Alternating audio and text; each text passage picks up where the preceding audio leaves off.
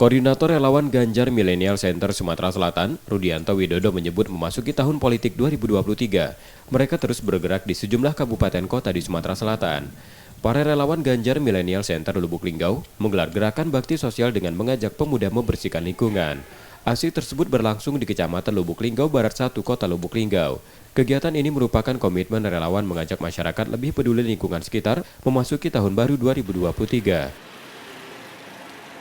Pada kesempatan saat kegiatan di Lubuk Linggau, kita mengambil tema tentang bersih-bersih kampung, yang dimana kegiatan itu berkaitan dengan gotong royong sebagaimana yang telah disampaikan oleh Ganjar Pranowo selaku inspirasinya kaum milenial, bahwa memang gotong royong harus menjadi ciri khas dan tetap dilestarikan di Indonesia. Sebelumnya gotong royong serupa juga dilakukan relawan di pelataran Benteng Kota Besar. Sebagai wujud kesetiakawanan sosial, para relawan Ganjar juga menggelar bakti sosial berbagi kebutuhan bahan pokok pada masyarakat yang membutuhkan. M. Rizky Nurmizan, Kompas TV, Palembang, Sumatera Selatan.